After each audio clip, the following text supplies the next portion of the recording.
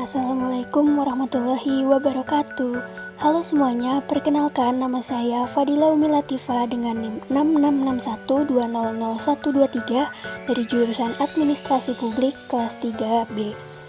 Tujuan dibuatnya video ini untuk memenuhi nilai ujian tengah semester mata kuliah e-government. Isi dari video ini yakni ada pengertian e-government, tahap-tahap e-government, digital divide, permasalahan e-government di Indonesia. Di video ini saya mengambil lokus aplikasi Magelang Cerdas. Aplikasi ini merangkum seluruh informasi Kota Magelang yang nantinya akan menjadi portal satu pintu menuju Kota Magelang. Magelang Cerdas mampu mendeteksi lokasi terdekat dan memilihkan tempat-tempat terbaik di kota ini untuk dikunjungi. Informasi yang dirangkum antara lain, yang pertama wisata Kota Magelang, hotel terbaik di Kota Magelang, oleh-oleh khas Kota Magelang, agen menarik di Kota Magelang, dan masih banyak lagi.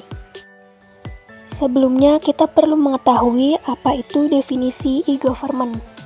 Menurut Clay G. Westlake, e-government adalah menggunakan teknologi informasi dan komunikasi untuk mempromosikan pemerintah yang lebih efisien dan penekanan biaya yang efektif, kemudian fasilitas layanan terhadap masyarakat umum dan membuat pemerintah lebih bertanggung jawab kepada masyarakat. Dapat diartikan juga bahwa e-government merupakan proses pemanfaatan teknologi informasi sebagai alat untuk membantu menjalankan sistem pemerintahan yang efisien. Selanjutnya yakni tahap-tahap e-government. Tahap-tahap e-government ada 4. Yang pertama tahap informasi, lalu yang kedua ada tahap komunikasi, yang ketiga tahap transaksi, dan yang keempat tahap metadata. Yang pertama ada tahap informasi. Pada tahap ini, setiap pemerintahan sudah mempunyai aplikasi atau web yang ingin dijadikan e-government. Aplikasi Magelang Cerdas sudah termasuk ke dalam tahap informasi karena sudah berbentuk aplikasi yang dapat diunduh di Play Store. Pada tahap informasi ini terdapat beberapa syarat tahap informasi yang baik. Yang pertama yakni adanya FAQ atau Frequently Asked Question. Dalam aplikasi Magelang Cerdas, sayangnya tidak ada fitur FAQ ini. Namun ada banyak fitur-fitur lainnya yang lebih menarik. Dan jika ingin bertanya, bisa langsung melalui fitur Monggo Lapor. Selanjutnya yang kedua adanya English version. Nah, dalam aplikasi Magelang Cerdas ini sudah memenuhi syarat yang kedua ini, adanya English version. Jadi di aplikasi ini ada 2 bahasa yang bisa digunakan, yakni bahasa Indonesia dan bahasa Inggris. Dan syarat yang ketiga yakni konten diupdate maksimal 2 minggu sekali. Dalam aplikasi ini konten selalu diupdate. Nah, di sini contohnya di bagian fitur berita ada pengupdatean setiap harinya tentang berita-berita yang ada di Kota Magelang. Dan yang keempat adanya hypertext atau hyperlink. Adapun syarat hyperlink di mana kita dapat melihatnya melalui fitur yang ada di layanan perizinan. Nah, nanti kita bisa melihat salah satunya pada menu aplikasi SIMBG atau Sistem Informasi Manajemen Bangunan Gedung. Nanti kita akan diarahkan pada web SIMBG tersebut. Syarat yang terakhir yakni adanya kontak person. Nah, dalam aplikasi Magelang Cerdas ini sudah dilengkapi dengan fitur yang menyediakan di mana kontak person yang bisa kita hubungi. Nah, di sini kita bisa menghubungi emailnya, IG, Facebook, Twitter, atau portal lainnya. Lalu yang kedua ada tahap komunikasi. Kita tahu bahwa syarat komunikasi yang baik yakni setiap pesan atau pertanyaan yang masuk maksimal harus dibalas paling lambat 2 minggu. Nah, pada aplikasi Magelang Cerdas ini komunikasinya sudah sangat baik karena cepat ditanggapi. Contohnya pada fitur Monggo Lapor. Nah, di fitur ini terdapat banyak aduan-aduan atau informasi pertanyaan yang ditanyakan oleh masyarakat. Contohnya, aduan pada tanggal 10 Oktober 2021 lalu dijawab langsung di tanggal setelahnya, yaitu tanggal 11 Oktober. Nah, untuk pengaduan di sini kita bisa menyertakan gambar langsung atau tidak juga tidak apa-apa. Jadi komunikasi pada aplikasi Magelang Cerdas ini sudah sangat baik. Selanjutnya ada tahap transaksi. Pada tahap transaksi ini ditandai dengan adanya pembayaran via online di aplikasi tersebut. Nah, pada aplikasi Magelang Cerdas sudah terdapat tahap transaksi ini. Contohnya di fitur belanja dan kuliner, kita bisa membeli belanjaan dan kuliner-kuliner dari Kota Magelang.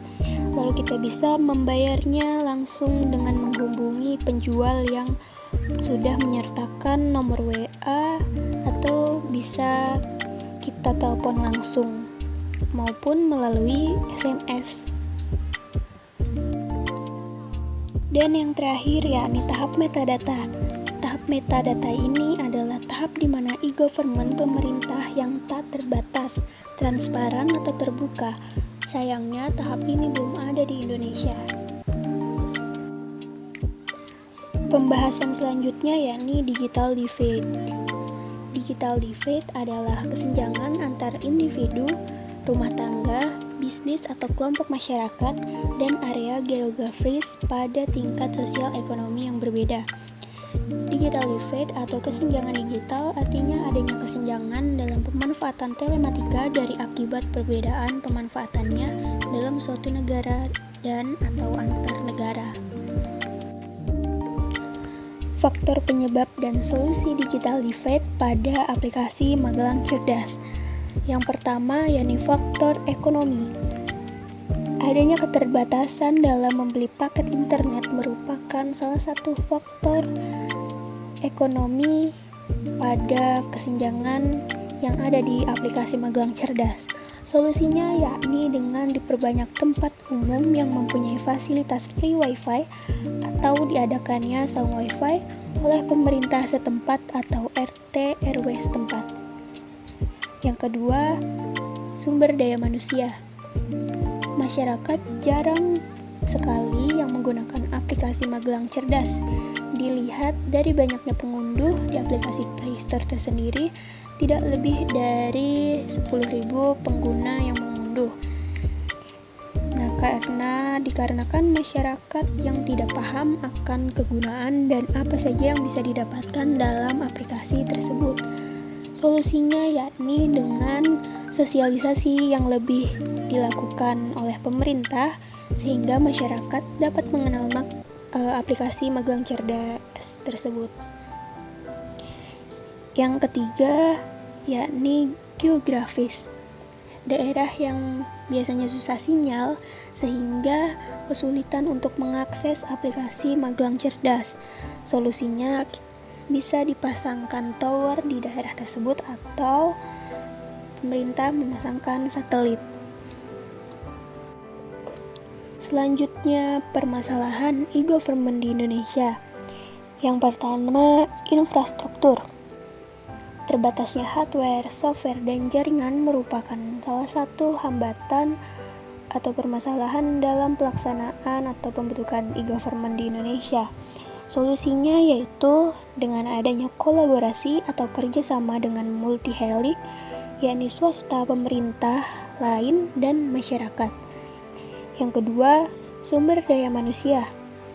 Dikarenakan tidak semua orang bisa menggunakan gadget, komputer, ataupun laptop, ini merupakan menjadi hambatan atau permasalahan yang ada di Indonesia. Solusinya yakni dengan adanya pelatihan-pelatihan atau melakukan studi atau mengikuti suatu magang yang membahas tentang teknologi informasi dan komunikasi, serta pengadaan warnet, dan kuota atau wifi gratis. Yang ketiga, yakni hukum dan peraturan pemerintah.